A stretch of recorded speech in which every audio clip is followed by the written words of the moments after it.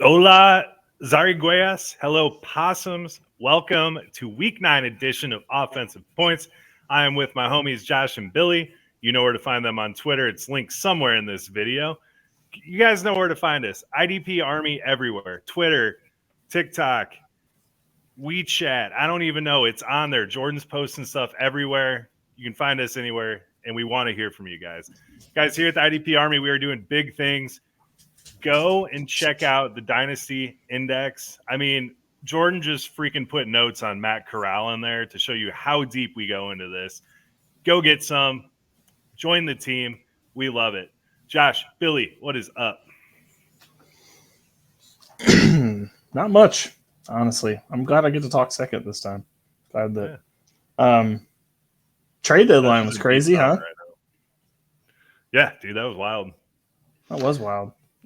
Honestly, listen, guys, you said you didn't want me to talk. I was talking too much. I was trying not to give an intro here. So I was trying to give you a time to talk, Billy. But you know what? You caused dead air. So yes, trade deadline. Awesome. Phenomenal. Got some fireworks. Honestly, a little bit of a lame ending, but the 2:00 hour over on the East Coast was pretty wild. Or was wild. Whatever time it was. It was hard to even work with all that stuff going on, man. I was working with clients, and I just kept ding, ding, ding. I'm like, oh my god, I had to take a break just to get caught up on everything. I really hope my boss doesn't listen to this, but I think I got no work done between 2 and 3 that day. So, do you ever get work done? Especially between hours of 2 and 3. It's a debatable conversation. But I'm not going to answer right after lunch, man. Like you get back into work, and then that 2 to 3, you're just like, kill me. Let me go home. I'm not gonna lie. I do pretty much 75% of my job from 8 to 12, just naturally, because I just kick ass in the morning. And then you're right, that lunch lull, dude. It's a real thing. Lunch lull. I'm the same way, man. That's way more productive in the morning. I hear you. That last 30 minutes, though, that's the other 25%. Oh yeah. All right, guys. Do we want to jump straight into all these trades? We got a lot to get through. Yeah, I think Joe wants to talk about them. Man. Come on. All right. Well, let's start with the very first one. And this, this is very near and dear to one person's heart on here. But the Chicago Bears traded a 2023 second-round pick, their own 2022 second-round pick, for Chase Claypool. Joe, let's open the floor with you and your Bears love. Okay. I like it. I originally was very thrown off by this trade. I did not like it, but I do like Chase Claypool as a player. He does profile as a 1, which allows Mooney to be a 2 and puts N'Keal Harry in the slot. I think that's pretty awesome setup-wise for Fields. We have a big slot, big guy outside, and then Mooney can just be a burner there. Originally, I was really upset with the 2. That was what got me for it, but the Packers apparently offered a 2 to the Steelers as well, and Ryan Poles went with the second that we got from Baltimore for Roquan, which don't even get me started on that trade. But we offered them Baltimore's number 2, and then we found out that the Packers offered them their number 2. So Poles said, you know what, fuck it, take our number 2, knowing it would be a better pick and more enticing to the Steelers. So we jumped Green Bay to block them from getting a wide receiver and got a potential productive player for us in the process. I like it. I love it. All right. So let me get into my idea of this. The funniest thing about this, and it's not the second round pick, because I have a lot of Bears fans friends. That's weird. I don't know. But I will say the funniest thing is it seemed like they were the sellers all day. Everyone was like, they traded Roquan a few days earlier. Or not, sorry, they traded Quinn earlier a few days, and then they go to Roquan, and then we're like, what? Only a second? And then they go buy Claypool with a second, which turned out to be their own, which I do love that they jumped the Green Bay Packers on that. But I actually do like this a lot. I like this for Fields because they need to develop him. I love that they took the chance on all these wide receivers in the offseason, and I feel like everyone was like, oh, it's dumb. They're all trash. You know what the cool thing is? They found out which ones were trash, which was most of them, which is unfortunate. But N'Keal Harry actually has shown something, and I think that he, along as the third guy, would be a lot better than just the second guy. And you put a lot of big body receivers out there for him. I've never been a huge fan of Claypool ever since the 3-touchdown game against the Eagles a long time ago. Yeah, you guys were wondering how I was going to work that in. There it is. Yeah, I was waiting for it. But honestly, like the three of them, Mooney, Claypool, and N'Keal Harry running around out there, not to mention throw Velus Jones in there a little bit. I actually really like this offense now. I mean, I know the line has problems, but. Okay. now that we've gotten the happy part of this out of the way, let's get to the bad part of this, which I have had this loaded up. I mean, I guess this is a positive. Finally, they're getting youthful wide receivers. I mean, Chase Claypool is younger than Velus Jones, so we'll start there, where I'm glad they finally are bringing some youth into the organization. My problem, Chase Claypool has a year and a half left before they have to pay him. Why would you give up a top 50 pick possibly to get him on the team? That doesn't really seem like a good idea. I think the Bears still need an actual number one wide receiver. Claypool is still a 3 at best, I think, on this offense. I think Mooney is a 2, Claypool a 3, and then you still need an actual number 1 on the team. I will give you this. Claypool is better than any other player they have on the team, but was it enough to give up a rookie that you could have brought in, a receiver in the draft to, I don't know why. I don't know. I don't know if that was a good idea or not. And I get that they want to see from Fields now, but it's just, you've already kind of like committed to a rebuildish type season. Like, I don't know if paying that price to see what Fields is this year, like if you weren't already planning to do that anyway, like not drafting players to get to that level, not signing anybody of, real actual, like, let's see what he's worth talent, like, but Jacksonville did with Christian Kirk, for example. Like, you didn't do anything like that. I don't know why they did this, really. The Bears, this seems like a very odd move in my eyes. I want to hop in on this because I had the same initial reaction as you did. But if you look at the free agent market coming up next year, Jacoby Myers is probably the top guy, I think you would say. So instead of us going out and throwing Christian Kirk money at Jacoby Myers, we flipped a second, which is an unproven player, not saying that rookies aren't valuable, but we secured Chase Claypool, and we can probably bring him back on a cheaper deal if he does work out for us. I like it. I mean, that's my biggest thing is looking at the free agents next year. We do have the most cap space in the league, and that's awesome. But do we really want to blow it on mediocre players, or can we get a mediocre player with a pick?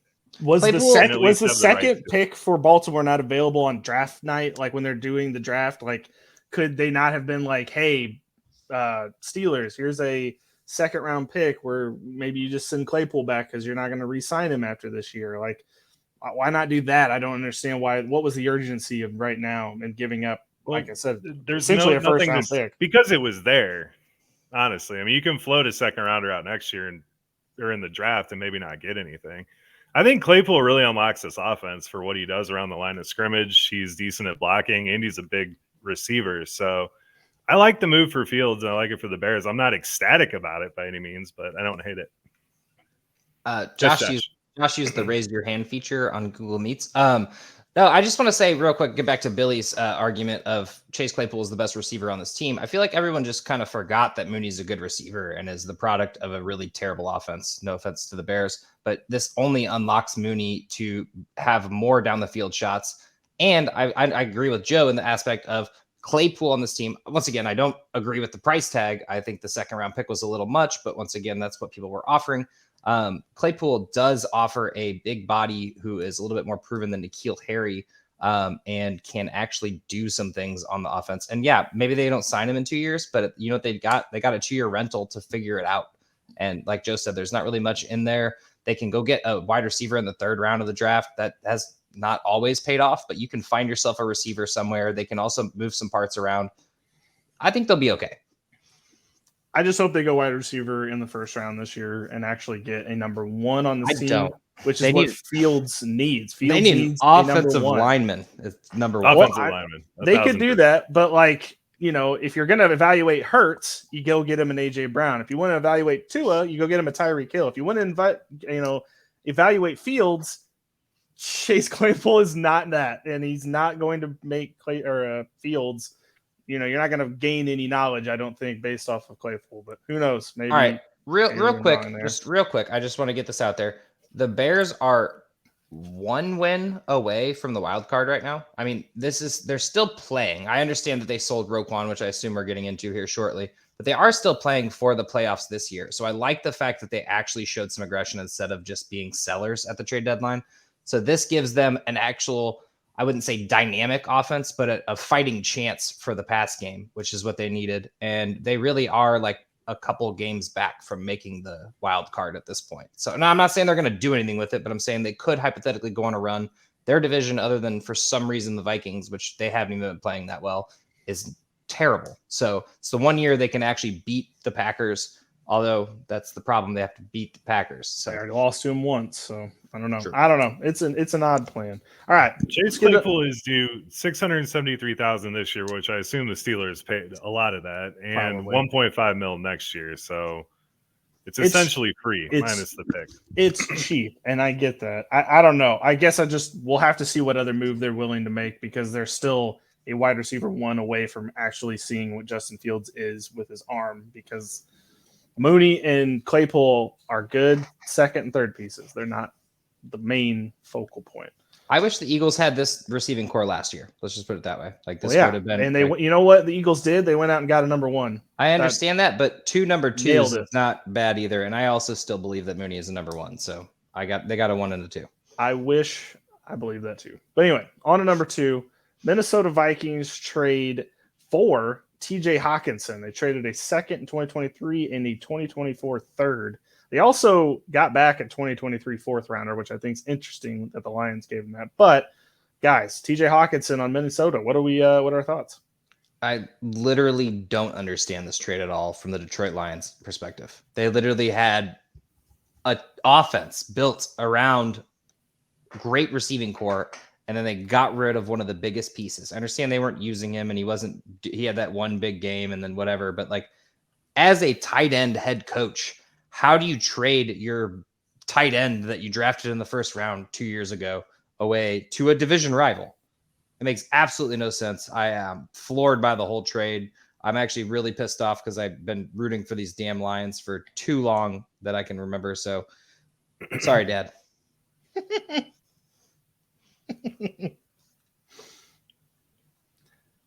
His contract's super backloaded. He's due $9 million next year. That's the only thing that I could see why they would want to cut size with him. But you're right, Josh. I mean, TJ Hawkinson really, in a league that doesn't have a whole lot going on at tight end right now, TJ Hawkinson was that guy, and you're going to get him to your division rival who, I mean, it's currently leading the division. Just got a lot better. Yeah.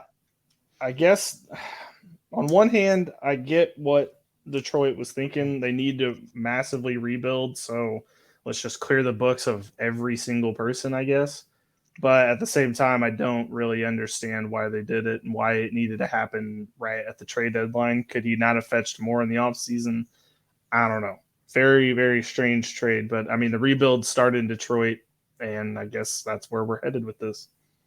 I mean, I understand that they're not super competitive at this moment. I mean, their defense is just complete trash, but I just don't understand how they could give away Hawkinson.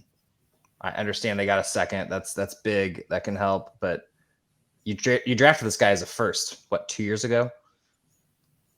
Something like that, 2 or 3. Yeah.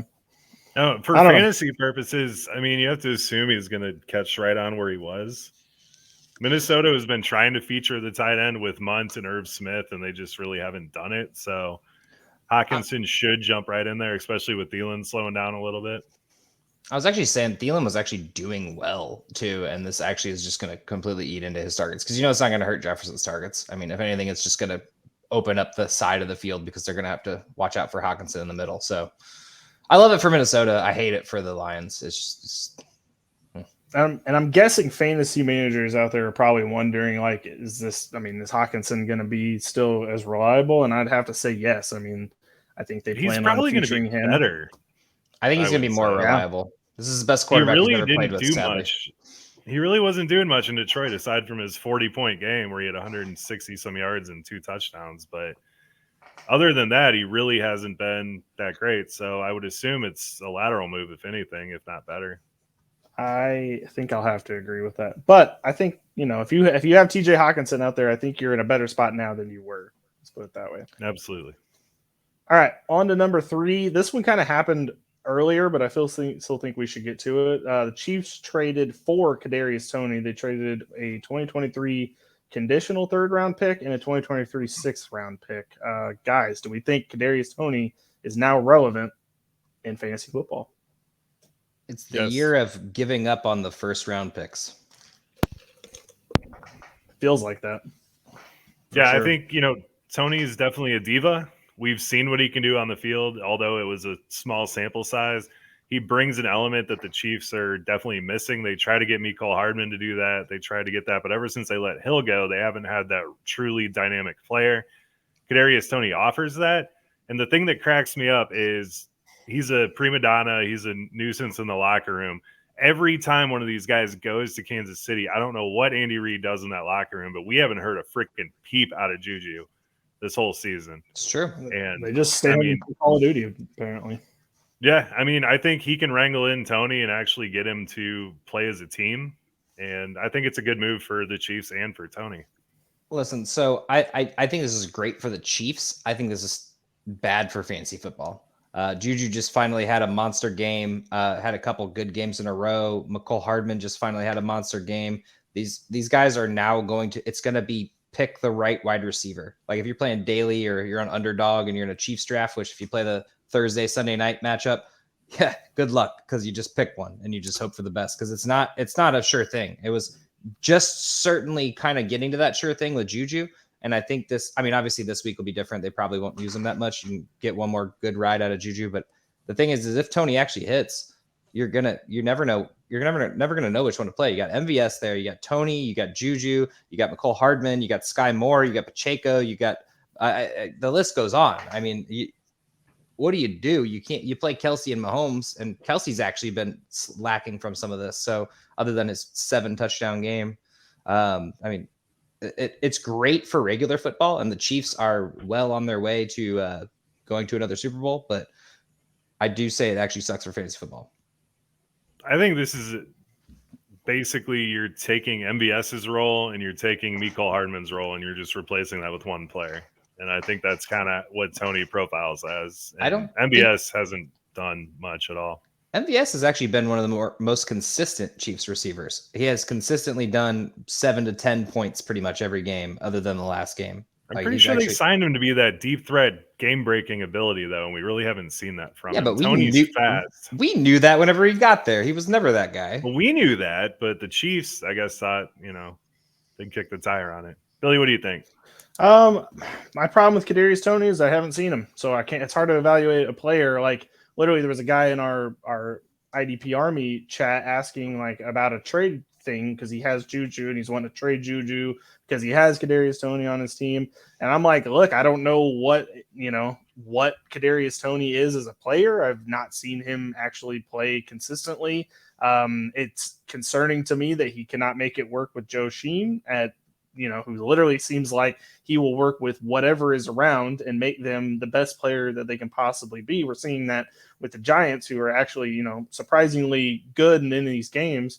And you don't think that he would want to feature a player like Kadarius Toney in his offense? Like, it's just very odd to me. It seems like he's maybe cancer in the locker room, possibly. And I'm guessing that, the Chiefs, they just collect these players that, are considered cancers in the locker room and try to rehabilitate them, but at some point it's not going to work. And I feel like Tony, maybe they have him return punts and kicks, maybe they start him out there and then they start working him in for a couple snaps here and there. But fantasy purposes, I don't know how you can add Tony and actually put him in to your lineup and think that good things are definitely going to happen. So all things being equal, if you have Kadarius Toney on your team, especially in a dynasty though, this is better because he just wasn't playing in New York. So he's in a better spot now. So we're happy about this. It's better because he's finally going to at least see the field, but you don't know what the outcome's going to be. He's going to be. No, but if there's someone that can use a Tony type player, it's Andy Reid, especially. I understand that, but he has 5 Tony type players on his team already. That's the problem. Like, don't get me wrong. I like Kadarius Toney. I think they don't have any patience with Mecole Hardman. Sky Moore hasn't shaken out to be the guy they want. They not have patience with Mecole Hardman. He just got 3 touchdowns last week.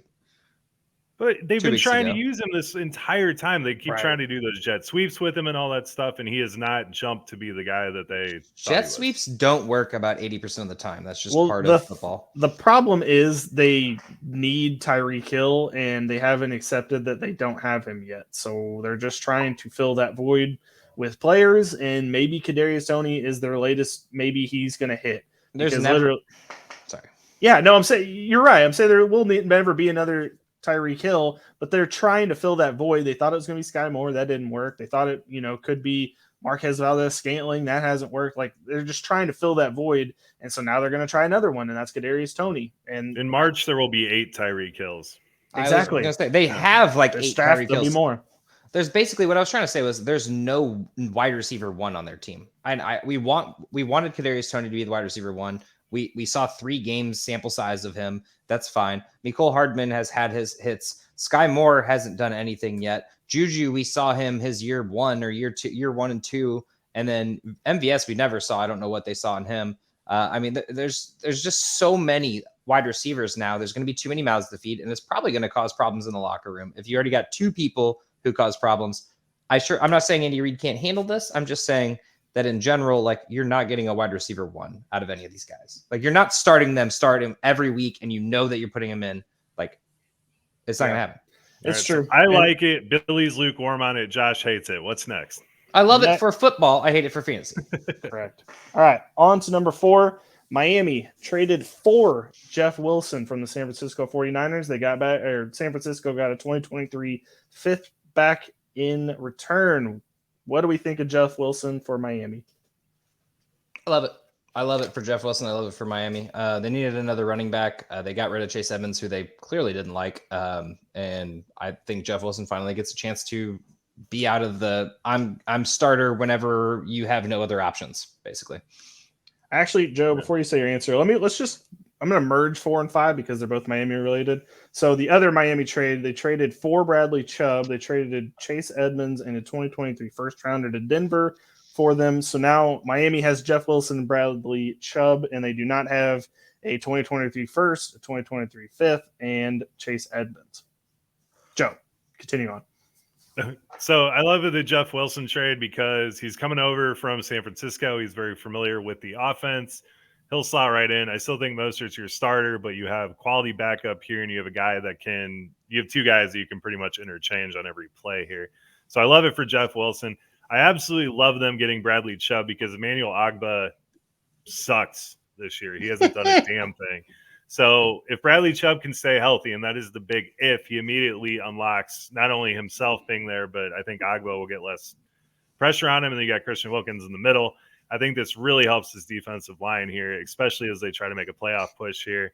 So I love it for Miami. And then Chase Edmonds, I hope he can do it in Denver. I like Chase Edmonds as a player. They kind of need that guy.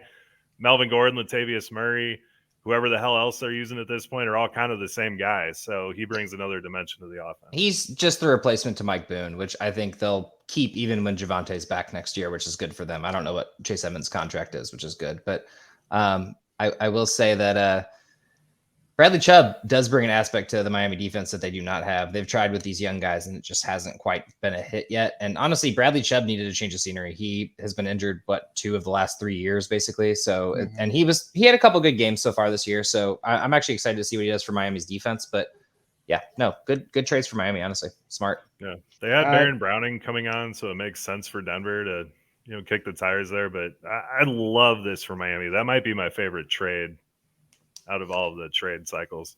I will say for Denver, pick up Nick Benito. He used to play. Went to college at Oklahoma. I had, always loved. Here we go. I mean, I'd always loved Benito.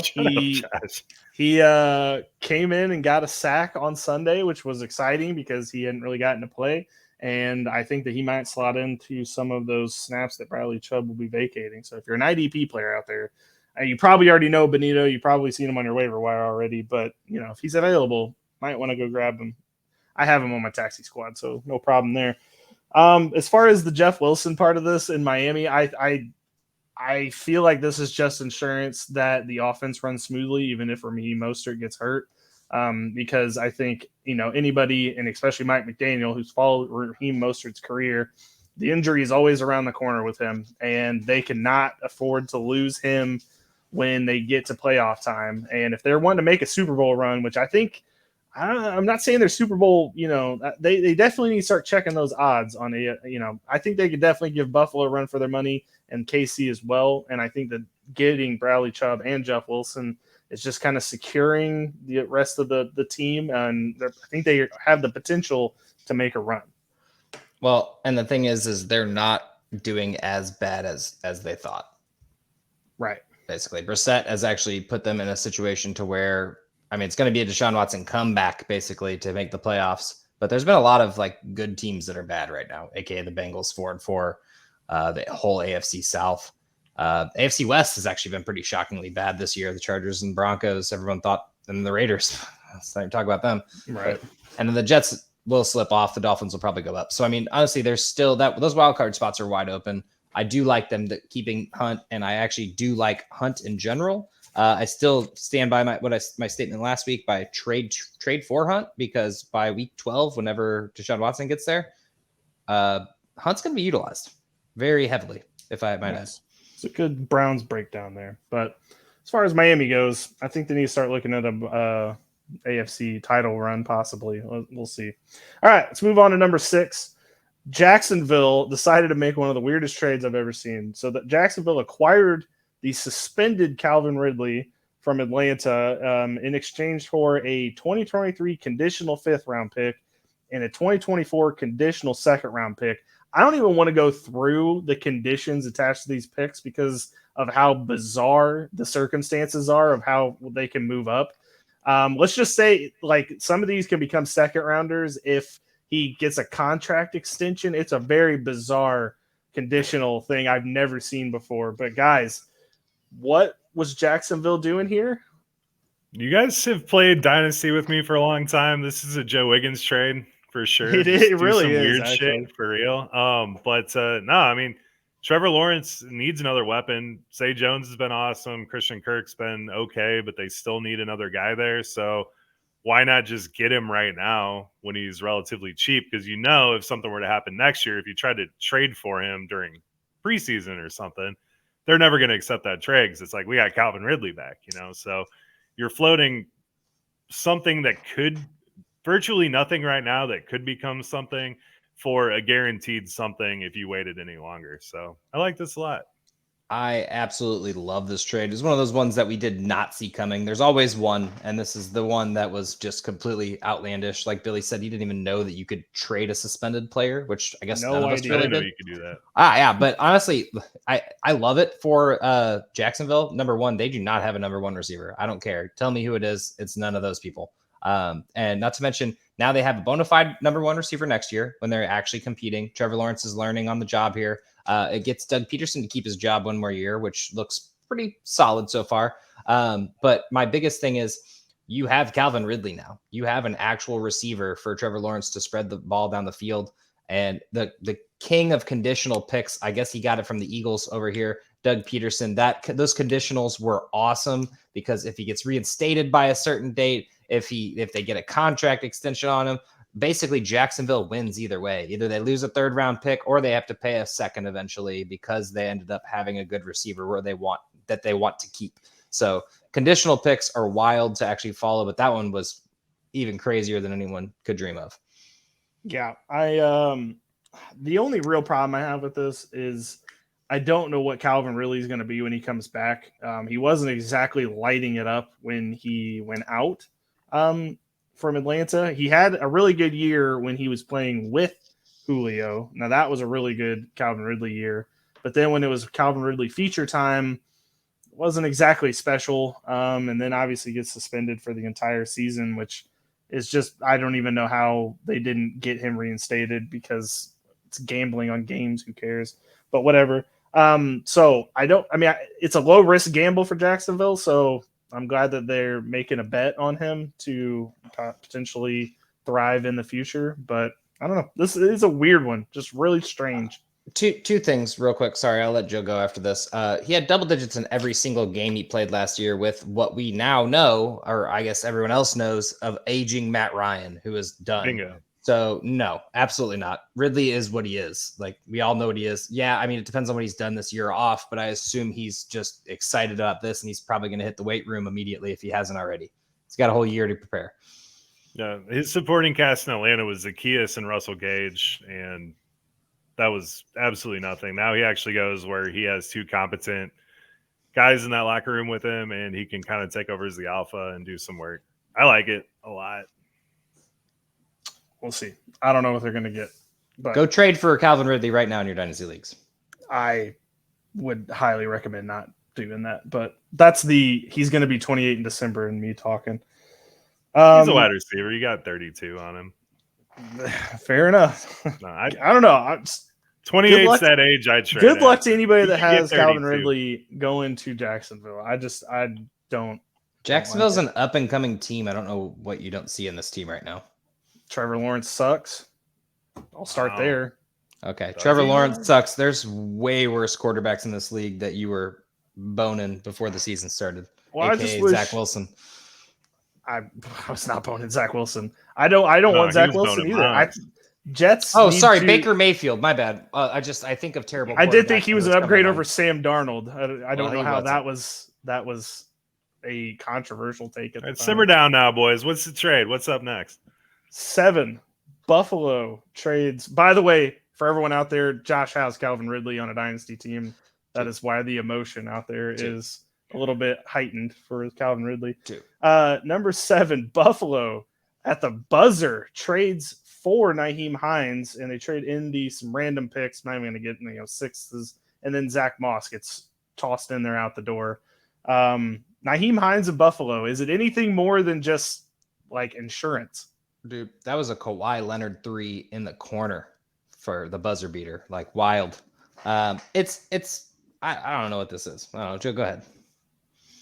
I like this a lot. You can't ride Devin Singletary as an RB1. As these games get more competitive in the postseason, he does not profile to be able to take a beating like he has been. He's a littler guy. So by getting Nyheim Hines, who's not bigger than him, but just a second guy in there who can also operate as your third down back, bringing other elements of that offense. I mean, Nyheim Hines has looked really solid when featured. And I think he gives Buffalo exactly what they need, especially the problem is with Buffalo, we haven't really seen them play from behind at all this year. So we don't know what they went really hard after McKissick. I think Nyheim Hines is just as talented, if not more talented than McKissick here. So there's clearly a piece of this offense that they want to get on it. We just haven't seen it tested yet. So I like this trade for Buffalo a lot. I also kind of feel like they never use their running backs an actual running back. It's like they have like 3 James Whites on their team, basically. They don't actually run a running back. So I would like to see them actually use these 3 guys now. Like, I don't care if it's a committee or whatnot, but like, for one, keep Josh Allen healthy. That man should not be running around like he does. And number 2, like if you actually give yourself a run game, the game ends faster. So, I mean, instead of throwing deep balls to Gabe Davis when you're up by 30, like, I don't know. My question is, who did James Cook hurt in that room? Because I didn't think Cook was that bad in this season. They didn't really use him that much. But you understand how these coaches work. They're not going to trust a rookie in the playoffs. And I mean, I guess that's what this is. And it's insurance for Singletary to make sure that if he does go down for any reason, you do have an actual running back in the room rather than just James Cook sitting behind him. I don't know. For fantasy, I don't think this means a whole lot. I really don't. But for the actual football of things, I think that this is really good for the Bills. I think this is just, a little vanity, getting a little work done just to make sure that they're ready to go for playoff time. I think I hate about this trade, sorry, Josh, just real quick, is Zach Moss going to Indy. We saw Deion Jackson absolutely stud it out, and now you're going to give him even more competition. I swear if he is not listed as number 2 on that depth chart right away, it's really going to piss me off. Zach Moss, I love Zach Moss as a player, and I really want something from him. He couldn't have gone anywhere better. Like, come on, guys. Do a 3-way trade, send him to Denver or something. Like, just give Zach Moss a chance to thrive. Stay off at Deion Jackson. That's my only take. I agree. I wasn't even going to bring up Deion Jackson as much. It was more about why does everyone hate Zach Moss? What did he do to piss people off? He's been nothing but a decent running back since he came into the league. And for 3 years now, he's been averaging like 4+ yards per carry. He's been pretty great. Hasn't actually had a full chance to have a full workload because Buffalo never gave it to him. Obviously, Jonathan Taylor is not going to let him have a full workload unless there's an injury. And then not to mention they still like Deion Jackson. So poor Zach Moss is the loser in all of this. Yeah. And he goes to a worse team, so he doesn't even get a ring if they end up winning. Yeah. Very, very tough. Did they not treat Zach Moss like they wanted him to be a receiving back? I thought that was the plan, but they never really. Vibe I got from it. But they always use Singletary in that vibe because they don't run the ball, so naturally everyone's a receiving back on that team. Like I don't get it. But Zach Moss isn't. I mean, I don't know, Billy. When he was coming out of college, did you get receiving back from him? Because watching him play, I don't get like scat back. I get more like run him right up the middle. Yeah, he was at Utah, and that's exactly what he was at Utah. He was a bust up the middle power back. I think that's the role he needs to play. And Buffalo never used him for that. Well, his rookie contract will be up next year, not this following year, but the year after. So he should hopefully find a nice home. I feel bad for him. I do too, man. Hope so too. All right, number 8, Chicago. We're gonna end where we started, back in Chicago. The Bears traded Roquan Smith for a 2nd, 4th, and 5th round picks from the Baltimore Ravens. I'll start this one off. Baltimore this is a terrible trade for Baltimore. I don't know what the hell they're thinking. I think this is very stupid. And if they don't make a deep playoff run, this trade may go down as a complete boneheaded mistake from the front office. No, you're absolutely right. I think it's a bad trade for both teams involved. It made no sense. The Bears are all about trading their 1st round picks for players of this kind of caliber, but then they couldn't even get a 1st for him in the first thing. They had to literally trade 2 1st rounds for Khalil Mack and then have to sign him, which is the same concept for the Ravens, who also have a pending Lamar Jackson signing. And I don't know what their money situation is, but it can't be good enough to pay a top 5 quarterback and a top 1 linebacker. So what are they going to do? Like, they have to sign both of them now. They traded their futures away for it. I mean, that was the time they were going to end up getting a hopeful Roquan Smith. So I get the idea of shoring up that number 1 linebacker, but you also have Patrick Queen sitting there, which I think it's going to be a great 1-2 punch. But at the same time, like, you haven't signed Lamar yet. Yeah. So the not signing Lamar thing and the loading up on defense tells me that they might not sign Lamar next year on this one. I mean, can you imagine? It wouldn't shock me, man. I mean, if you look at it, Ajabo just came off the PUP list. He's coming back. Geno Stone, with all their injuries on the back end, actually looks pretty solid. Now you get Roquan Smith next to Queen. JPP's there. You have a really solid defense right now for a playoff run, and you got Lamar Jackson. So I think they're just going to ride it till the wheels fall off there. The problem on the Bears side of this is there was already a fractured relationship between Roquan and the Bears. He thought he was going to get paid as a middle linebacker. They saw him as a weak side linebacker. So they were not going to pay him Fred Warner money. He wanted over $20 million a year to play there. And linebackers kind of turn into the running back of the NFL. I mean, they're viewed as replaceable. They're not fundamental pieces like they used to be. So I'm really happy for Roquan. I'm going to the game on Sunday, and Roquan was my favorite players on the Bears. And now I can't see him, so that kind of hurts. But I get it. Season. I don't like it. Brisker season. Jack Sanborn, go pick him up. Yeah, I mean, I guess the only reason I think that Baltimore would do this is they really think they're going to make a playoff run, because there's no way they're going to pay him after the season, because they can't pay one of the two. And if they got rid of Lamar, what quarterback are you going to bring in there without any weapons other than Mark Andrews and make that make sense? It's built around Lamar. I don't know why. This is John Harbaugh fighting for his job right now. Like, it has to work, otherwise he's gone, basically. And then they pick up the pieces afterwards, because there's no way you trade for Roquan and to a 2nd, a 4th, and a 5th, which doesn't sound like a lot from the Chicago Bears perspective, but from a team that has a lot of holes, aka wide receiver, aka I don't know, the rest of their team other than Lamar and a tight end.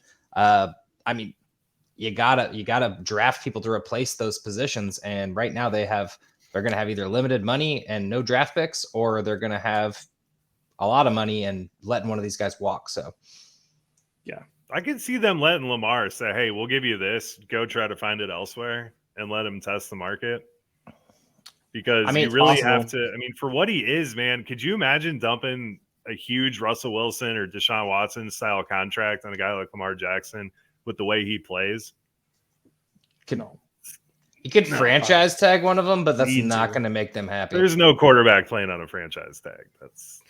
It would definitely be sketchy, but good for the Bears. If they were planning to lose him anyway, might as well get something for him.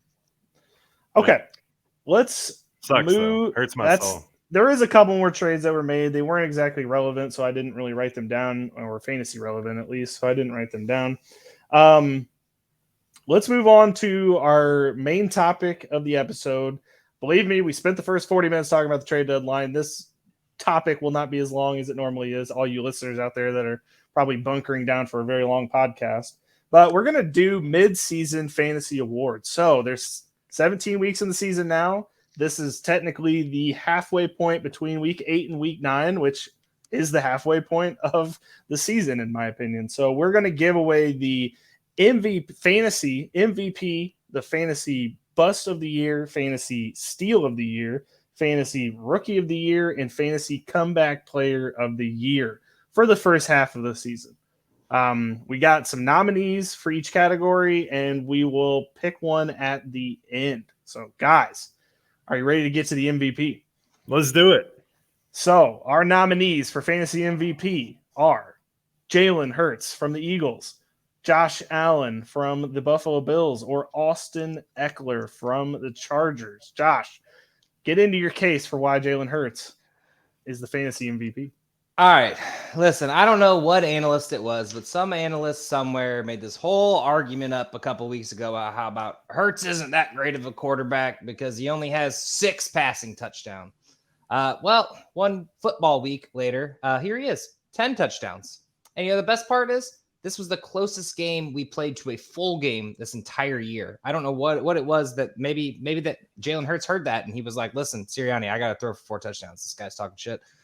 But just wait for one team because some team's going to put up 30 points against the Eagles. And you think the Eagles are going to sit back? No, that's absolutely not. It will be circa 2010 Michael Vick with 6 touchdowns. In my opinion, not only is Jalen Hurts going to be, a value in fantasy, obviously, we already know he is, but I mean, at the end of the year, but he will be MVP for the NFL as well. Wow.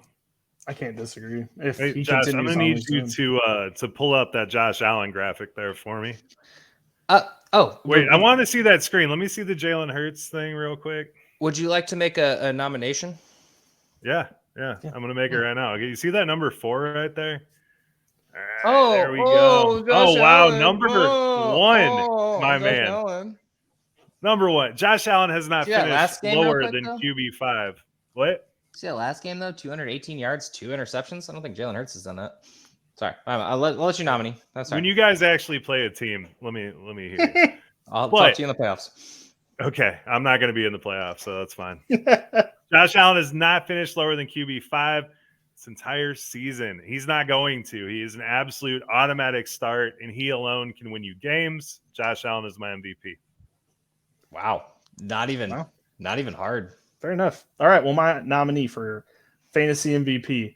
Now, see, you guys are going quarterbacks, and I can appreciate that, but I would like to break off a stud running back who, out of the last 4 games, has had 30 points in 3 of the last 4. That is why Austin Eckler is my nominee for the fantasy MVP. That includes a 173-yard performance against Cleveland. That's multiple touchdowns in at least all of the games that I said that he got 30 points in.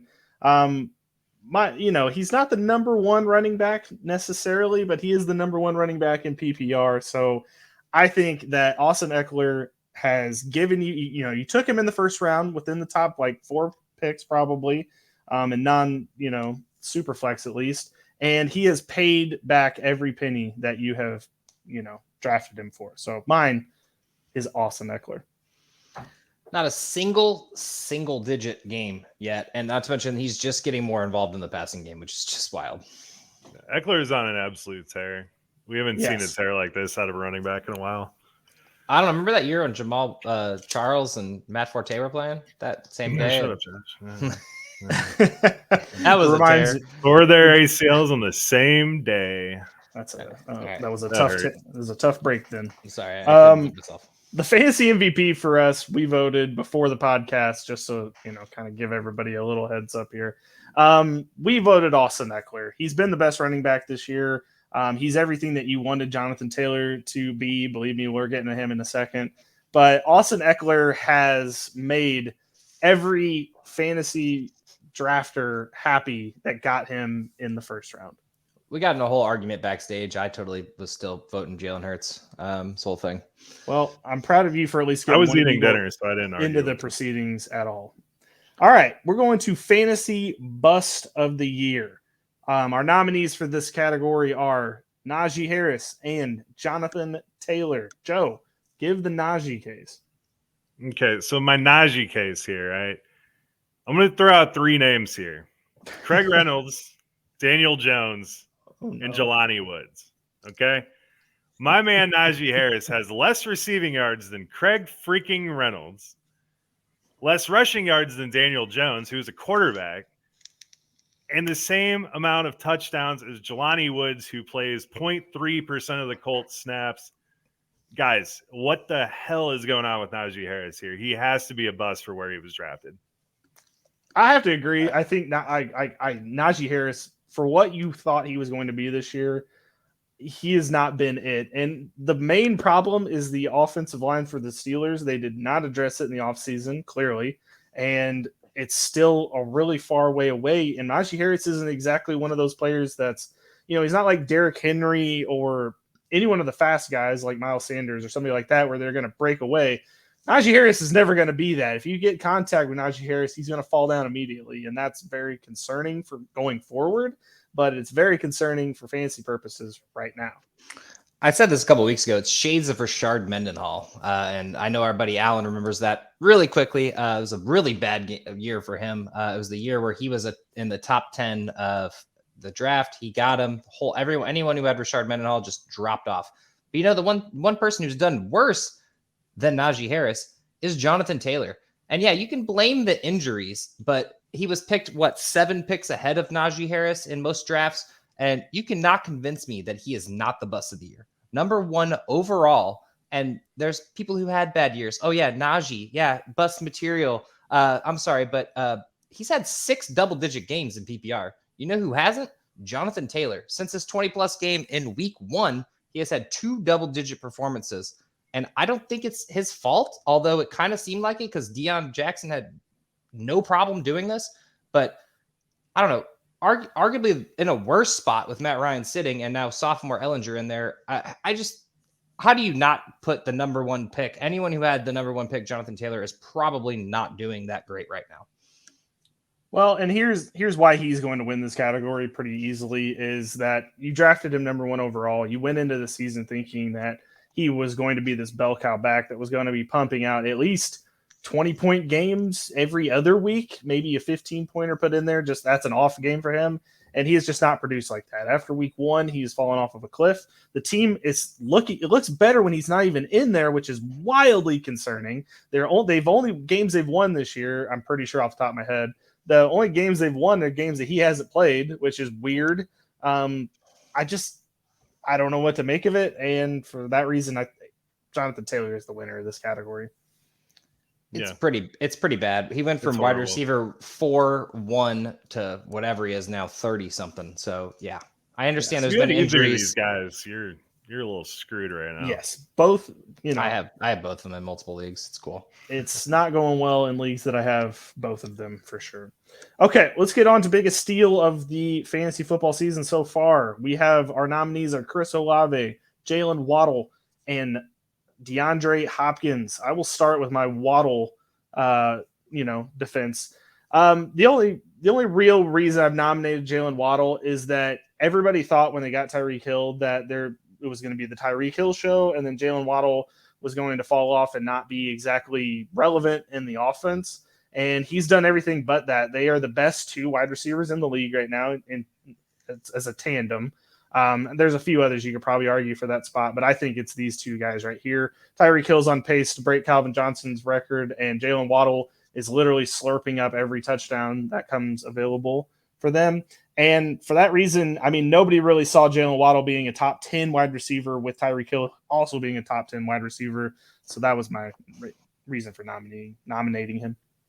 No, he was wide receiver, probably like 12 in the draft, and that was right around the time where people were like, I guess I'll take Waddle. And it was kind of like the Cooper Kupp of last year. So I don't disagree with you because he was very Cooper Kupp-ish.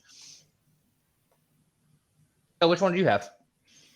I love the Waddle one, man. That's a great pick. But I had DeAndre Hopkins. I mean, all my man has done since he came back 2 games ago was 22 receptions for 262 yards and a touchdown. I mean, 10 receptions his first game back, 12 last week. Mighty Mouse is locked in. He loves this dude. They spent all offseason trying to figure out how to line DeAndre Hopkins up in different ways to get him really good matchups. And they did a really good job of that. And you're seeing that now that it's definitely paid off. He was drafted number 80 ADP in a PPR. That was 7th round. Boom. I mean, to get that kind of production as someone in the 7th round is wild.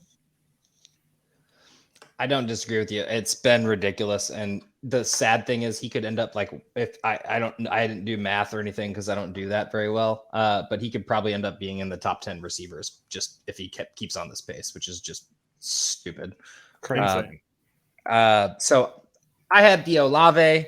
I'm sorry, but as a rookie in dynasty drafts, he was treated like an absolute pariah. Other than Jahan Dotson didn't get any more hate. He was going as 7 in rookie drafts, and our man Billy traded a first to me for him because he just didn't want him. And then he wasn't quite going undrafted, but he was wide receiver 45 at like 100, so like 10th, 11th round.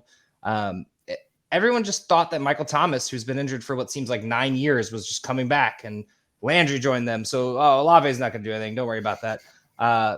But not only has he like just been showing out, he's currently wide receiver 16. After missing a game and being drafted at wide receiver 45, nothing but upside at this point to make the top 10. And as a rookie, I mean, arguably could be rookie of the year, although we'll get to that in a moment. Chris Olave, he is having a season right now. Yeah, can't disagree with Olave. Definitely. I mean, I was one that was very down on him. His actual path to getting to be the number 1 target person on the Saints was a tough road because you would think it would have been Michael Thomas. You would have thought Landry. You would have thought Kamara. Like, you would have just thought there's no way Olave was going to lead this team in targets. And yet here we are. He's the main wide receiver on that team. He looks and profiles as a wide receiver 1. And I think next year, like, we're going to have a hard time keeping him out of the top 50 players, I think. And, maybe top 30 if we get right down to it, if he continues on. At the time of his best game, Michael Thomas had just gotten injured and Landry was still playing. He did get injured in that game. So, I mean, it was just he broke out and he was next man up, basically, and he was already doing pretty well as it was. So, I never looked back. But our winner of this category, which controversial winner, I'm not going to lie, is DeAndre Hopkins. Getting him as late in the draft as everybody did, for him to come back right away and look like he's been playing the entire season is nothing short of amazing. And the fact that he got popped for drugs that were making him get better and, feel better when it goes into football as a 30-year-old wide receiver, to see him come back like this, I would say it was well worth it. More power to him. More power to him. Okay, Rookie of the Year. We can do this one pretty quickly, I think. Our nominees are Dameon Pierce and Kenneth Walker. Josh, you want to give the Dameon Pierce? Yeah, because you guys don't like my answers, but it's fine. Dameon Pierce is a madman. I'm sorry, but I'm sad that everyone kind of jumped on the bandwagon during the preseason because I was hoping to get him in a lot more places. I think we all were. But I am happy to see Pierce look this phenomenal. And my argument for Pierce is that his team is just 100% trash, except for him. In week 1, when he literally broke out for a 75-yard touchdown, that became the Texans' offense. That was their identity and will be for the foreseeable future. Although, like I said, there should be others that are considered here. The fact that Pierce is RB16 on arguably the worst offense is phenomenally impressive. Yeah. You're going to get no argument for me as far as Dameon Pierce definitely deserves a lot of credit. it drives me nuts how Sleeper put 0 next to rookies, even halfway through the season. Like, give him a 0.5 or something. Give him a little respect. He's almost played up half a season. Yeah. My vote, Kenneth Walker. We all knew Rashad Penny was getting hurt. It was just a matter of time. Kenneth Walker looks like he was shot out of a freaking howitzer every time he touches the ball. The man is fast as hell. It is absolutely incredible that he is number 20 running back, but only getting like 4 games worth of starts here. This is incredible, man. Kenneth Walker looks just like he did at Michigan State.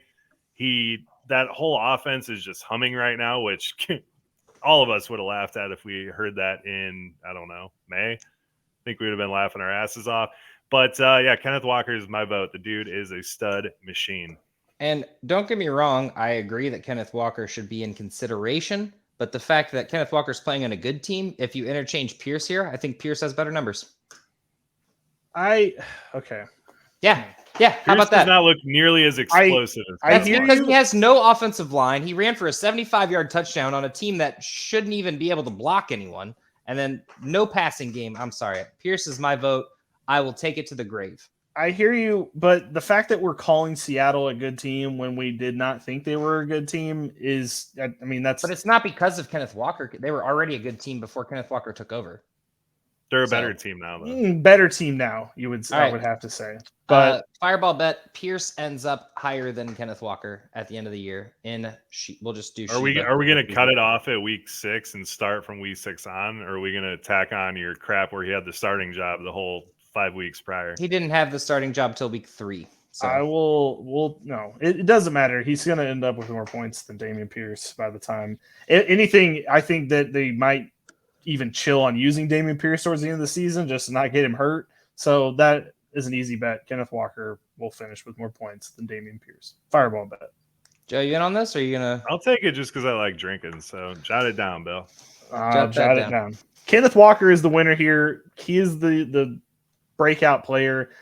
Either of these guys are good choices. This draft class for running backs is looking like an all-timer. If you include Breece Hall, who would have been in this category if he didn't get hurt, he probably should have been nominated anyway because he was here for most of that time and looked absolutely phenomenal. No, we already forgot about him. Yeah, who's Breece Hall? Exactly. Is that my brother? Breece who? Yeah, Kenneth Walker is the winner, but Dameon Pierce also very good. All right, comeback player of the fantasy year is between Travis Etienne and Saquon Barkley. Whoa. Hold on 1 second. Let me just a late submission here, I guess, because nobody's talking about me. But you can't find the tab. Give me a second. Just my apologies. Geno Smith. I'm sorry. Are we just going to forget about Geno Smith, who we just kind of touched on? I think the NFL end of the year superlatives will easily have Geno Smith as the comeback player of the year. And I think he needs to be at least considered for fantasy purposes as well. Geno hasn't been the day one starter since 2014 and has barely played in between that now and then, except for a spell of filling in for some injured quarterbacks or at the end of the year. I feel like everyone thought that the Broncos won this trade, and it's clear as day that the Seahawks won this by a landslide. And Geno is QB7 right now, currently on pace for a 4,000-yard campaign. And with how shitty quarterbacks have been, he has a chance to be in the top 5. I'm sorry, Geno, for comeback player of the year. Don't. Fair enough. Joe? I'm going to have to agree with Josh on this one. I'm just going to give him my vote. My vote is Travis Etienne. He got injured last year. Dude's on an absolute tear. I mean, if you were listening to me since like freaking, I don't know, February of last year, when we started the podcast, Travis Etienne was the guy. What's up? So when we started the podcast, you were on Etienne. Yeah, since I've been all about Travis Etienne for a long time. My man, he is very solid, and they are completely committed to him now ever since they traded James Robinson. You're really seeing what he is capable of doing. So Travis Etienne, hurt last year. Now he's absolutely studding out. He is my comeback player of the year.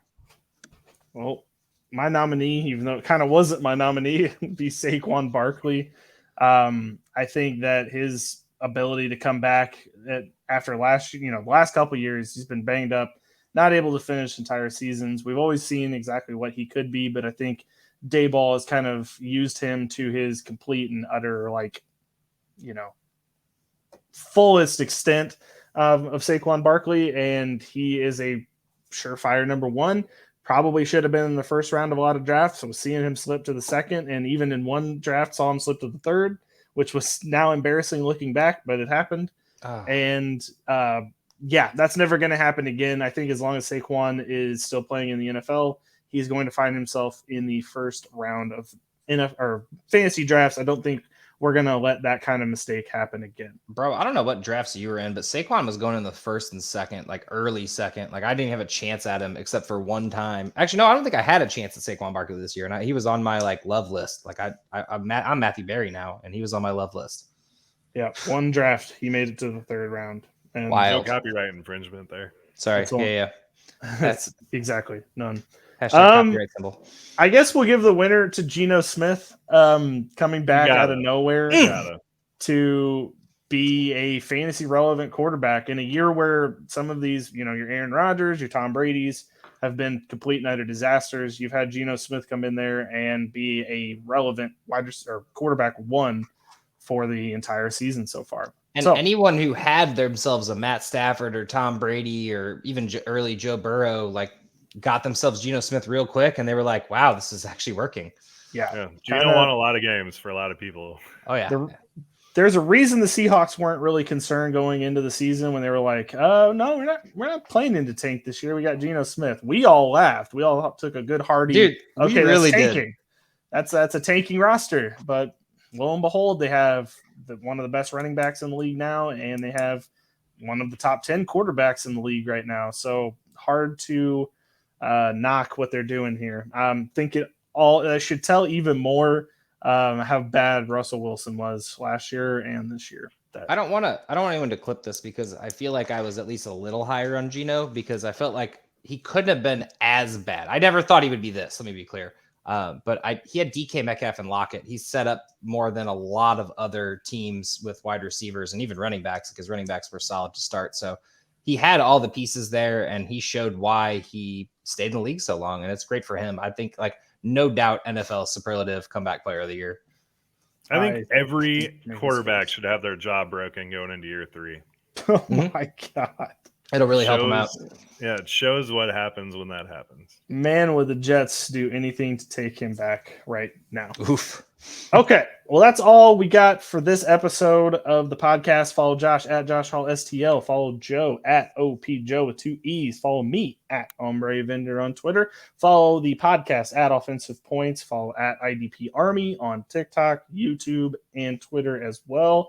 And then just a reminder out there, if you're still listening, we have a second podcast feed called the Best Ball Fantasy Sports / Dynasty Tailgate feed. It is a completely separate batch of content. It is not going to be on the main feed, especially if you're looking for Dynasty Tailgate, because a lot of people have been DMing me trying to figure out where it is. It'll be on that channel.